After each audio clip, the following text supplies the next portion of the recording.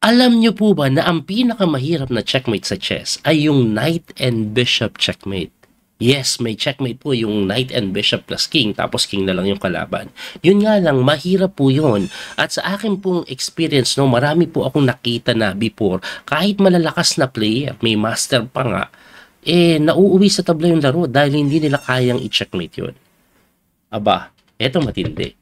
Hindi natin to basta-basta nakikita sa high-level game, pero Hans Mok Niemann at Hikaru Nakamura sa kanilang laban po nung nakaraan Title Tuesday, nagkaroon po ng Knight and Bishop endgame. Ano pong nangyari? Puti po dito si Niemann, ang tinira niya po ay E4 na sinagot po ng E5.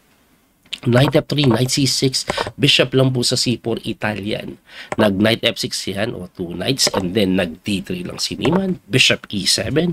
Yan po yung tinatawag nilang Italian game, 2-notch modern bishop variation. Kasi ang common din, di ba, lumalabas. Pero Bishop E7 lang medyo makunat, nag-Knight C3 develop, D6 naman, and then Ace 3 lang. Grabe yung A3, oh. Iniwasan lang po yung mga ganyan. Kasi common po yan sa Italian, pinapatay yung bishop. Para pagka nag-knight ka dyan, may tatakbuhan. Anyway, nag-bishop G4, pinning the knight na tinirahan naman ng H3. Kinapture. Bakit kinapture? Kasi pag umatras, titirahan ng G4 yun eh. Kaya kinakapture yan, queen takes, and then knight D4, hitting the queen, umatras, and then C6 lang. After C6, nag-atras na yung bishop. Bakit? Umiiwas na po sa mga tempong ganon. Ang ginawa naman po ni Hikaru Nakamura, nag-knight E6 na. At yan po yung novelty ng laro. Kasi ang ginagawa before castling, yung atras na yan, medyo kakaiba na yan. Pero kung papansin niyo yung oras, mabilis si Niemann eh. Mabilis din naman si Hikaru. Ang tingin ko po, nililigaw ni Hikaru si Niemann. Ang time control po kasi nito, 3 minutes plus 1 second increment. Pero yung oras nila, 3 minutes pa rin. Anyway, nag-castling na nga po si Niemann. Nag-castling din si Hikaru, and then rook E1 para po sa open file. In case po kasi na magtulak, may text libre po yung E5. Sinagot po yun ng Queen C7 para makapag D4 nga or D5 mamaya. Nag-bishop naman po sa may E6 na rook A D8. Ayan, bago mag D4. Pagkatira po ng rook D8, nag-Queen F3. Talagang ayaw ipatulak yung pawn. Nag-A5 naman. Pagka A5, umatras yung kabayo na sinagot na ng D5. Ayan. Nawala kasi yung kabayo eh. Anyway, ano bang idea na to? Lilipat po yan sa G3 para may active play dito po sa F5. Tinirahan niya ng G6 para hindi makatalon. Sinagot naman ng Bishop H6, hitting the rook, tumakbo, and then nag C3 lang. Ito pong si Niemann, preventing yung knight D4. Pagka C3, A4 lang itong si Hikaru, nag-rook A D1, open file, and then D4 eh. Pagka D4, kinain ni Niemann yung kabayo. Para pagka takes po, nagkaroon ng double pawn sa may E, tapos kinain naman ni Niemann ito pong pawn sa may D4 na kung saan hindi po binawi ng pawn kahit na mahihil yung pawn structure kasi may E5. Ang ginawa po na rook takes. Bakit? Okay, double isolated pero backward naman ito. Pwedeng ma-pressure yan. Ang ginawa po dyan ni Niemann, nag-knight move, attacking the rook. Pagkatakbo, tinulak na. Ayun, no?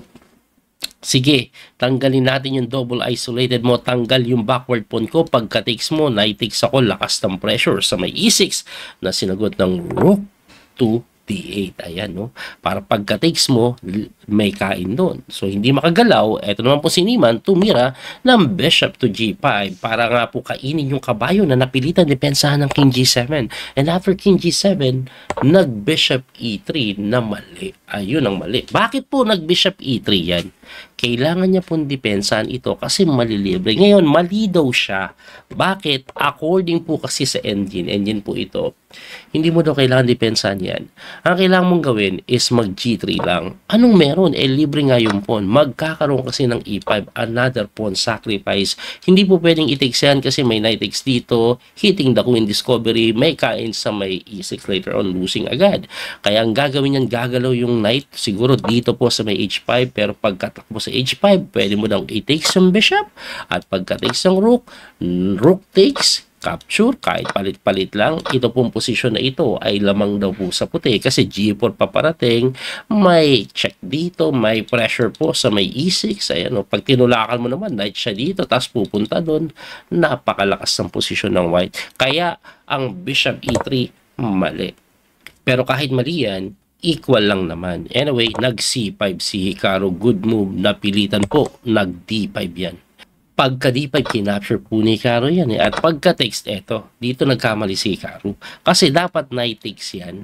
Okay na. Pero mas pinili niya po yung rook takes. Ine-endgame niya na dahil nga 1 pawn up. Kaso pagka rook takes, nagkaroon ng knight c3.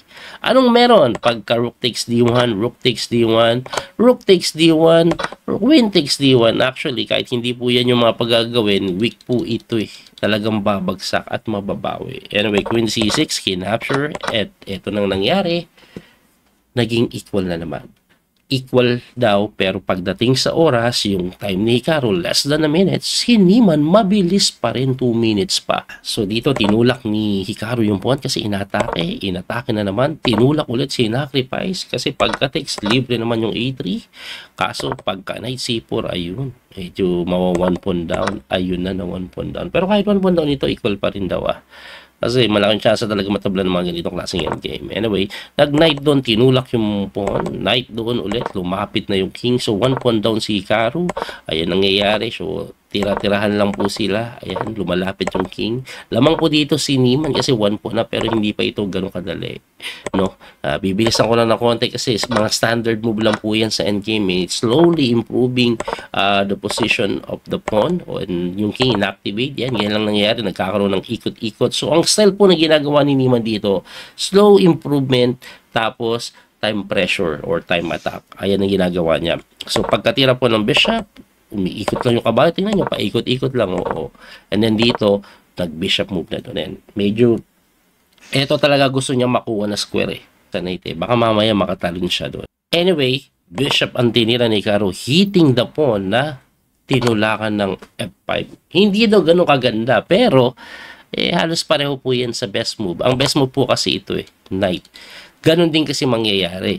Pagkatira po kasi nito, kinapture, knight check, at pagkatakbo, nakain yung pawn. Yan, ganun yung mangyayari. Anyway, dito, nag-king move, tulak ng pawn, at matinding blunder ang pinawalan ni Hikaru dito. Kasi malaki po ang drawing chances nito. Kaso, tumira po si Hikaru ng B5. Akala niya, easy draw na. Kasi pag kinapture mo yan, takes, etong bishop, isacrifice mo na lang doon. Hindi po nakakamatay yung knight and bishop kung may kalabang pang isang kabayo or bishop yung other side. Ganun ang mangyayari tabla. Kaso, ang matindi, may napakagandang tira. Only way to win ito, C5, sacrificing the pawn. Pag kinapture mo kasi yan, walang hahabol sa kabila. Yang matindi dyan, pag umatras ka para bantayan yung pawn, may knight doon. At pagkatakbo mo, tulak, ayan na po. Mapropromote, persado ka ibigay ito sa pawn, ang matindi, may extra pawn pa dito. So, ang nangyari nga po dyan, nag-king d7, pero may matinding, yun na nga lang ginawa. Actually, pwede din pawn promotion. It's the same. Pero mas pinili ito ni Niemann kasi ang mangyayari dyan, pagkalapit ng king, to prevent the pawn from promotion, knight check, takes, mas malayo yung king. Wala po dito. Kasi kung nandito, baka makalapit Kaya yung pinili ni Niemann. Anyway, 18 seconds si Hikaru, less than a minute si Niemann, nag-king e6, lumapit yung king, nag-knight doon, ayan na, ito na, ayan na, parating na po yung knight and bishop endgame, dahan-dahan lumalapit, oops, hinahamon, of course, hindi yan ipapalit, okay, ayan, mag-iikot na kapag tulak na, hindi makalapit ngayon kasi may check dito, ayan Yan ginawa, knight b3 check, lumapit sa kabayo, tumapo nun, bishop lang doon, para hindi makalapit yung king. Pero yan po ay winning na winning pa rin. Kahit question mark yun nilagay winning pa rin. Second best move yan Anyway, ang ginawa po niyan is nag-knight c4. Bakit mali? Ang best move daw kainin Pero once again, pag kinapture po yung knight and bishop endgame ang mangyayari. Panalo yun. Anyway, lumapit, gumanon, lumapit, at napilitan ni ibigay. Yan nangyari. This is knight and bishop checkmate. Ayan na yung sinasabi ko This is move 80. Ngayon, in 50 moves, pag hindi na checkmate ni Niemann, si Hikaru, tabla ang mangyayari dyan. Walang oras si Niemann, 29 seconds. Kaya niya bang matihin? Tingnan natin kung anong gagawing style ni Niemann. Tingnan nyo po Pumunta yung king doon. Lumapit yung king. Pumunta doon. knight move. Gumanon, bishop move. O, napagdita bumaba, gumanon, lumapit yung isa taas, ganon, op, knight move. Kung papansinin nyo, hindi chumicheck si Niemann. Yan po talaga ang style ng pagmate. Push away method ang ginagamit. Ayan, o. O, knight move. Okay. Alright. Alright. O, binantayan. Pumunta doon at eto na po yung tinatawag nilang pattern. Ayan na yung pattern. Oh, eto na po yung pattern. Nandito na sila sa may pattern. Ayan, eto yung pattern. Akala ko dito gagawin eh. Ganito po kasi yan papaintindi ko lang yung pattern na binabanggit ko. Para po ma-checkmate po kasi yung king na yan, parang knight and bishop checkmate tutorial na to, kailangan madala mo siya sa itim na square, dito po or dito. Bakit sa itim? Kasi itim po yung bishop. Hindi po yan mamamate pag nandito. Kaya kung papansin niyo si Hikaru, nag-i-stay siya dyan. Ngayon, may pattern po na tinatawag. Ito po yan. Ayan o. Ayan yung pinaka-pattern. Ito yung popular na pattern. Okay? Ang mangyayari dyan kasi, pagka bishop A7, ito yung W pattern. Pero tingnan natin kung anong gagawin ni Niemann. So, nag-king move yan, and then knight move doon. O, yun. So, ang common na ginagawa, bumabalik dito. Pero si Hikaru, pumunta doon eh. Okay, ngayon ipapakita ko lang yung mate pag pumunta siya dito. Ito yung W pattern. Pansinin niyo po yung knight dito nang galing yung knight punta dito. Ganyan, dito. Punta doon, bantayan mo. Ngayon, pag pumunta ka dito, ito medyo mas madali na yan eh. Kasi, papunta ka na dyan eh. Kaya ang gagawin yan, babalik yan dito. Pero may ganito, ganyan, ganun. Tapos, mas mapipilitang gumanon. And then, babantayan mo na naman. Tapos, babalik na naman yan. Dito naman, ganyan, ganyan. O, ganon, ganon. Paulit-ulit lang. Tapos, babantayan mo. Punta ka doon, ganyan. O, yan po yung pinakamadaling way ng mate. Kasi yan yung pattern na W pattern eh. Okay? Ngayon, balik tayo dun. Balik tayo sa moves. Ayan.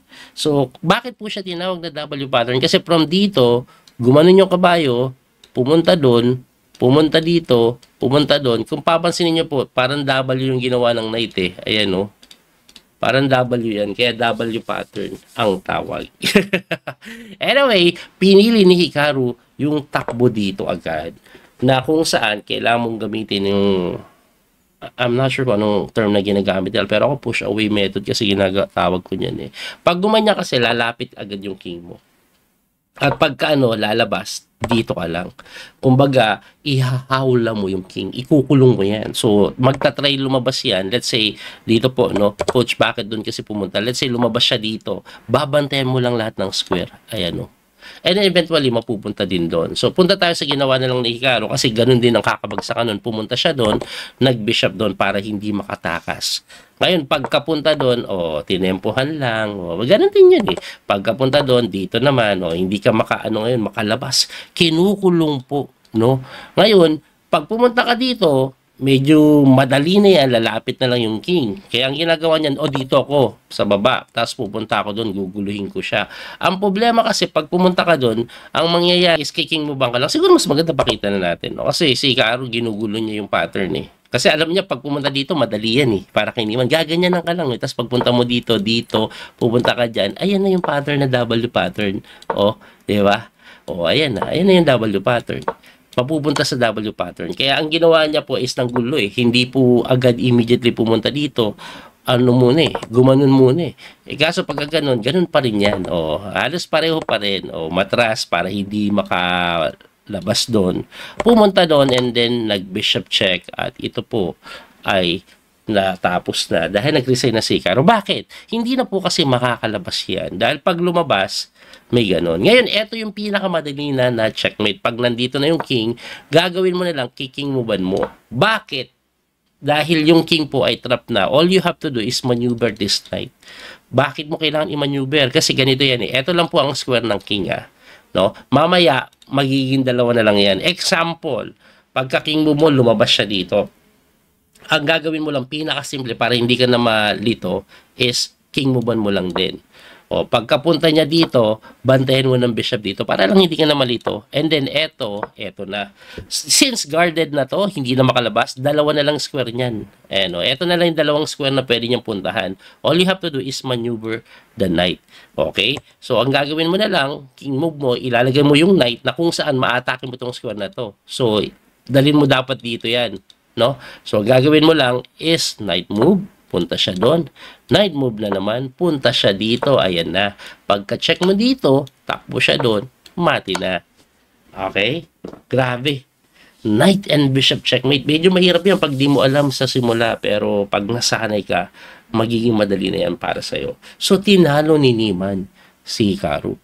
Tindi, no? Ang malupit niyan, hindi pa nakontento si Niemann dyan. Natabla siya ng round 10 kay Fabiano Caruana. Pero last round, tinalo niya naman si Grandmaster Ali Reza.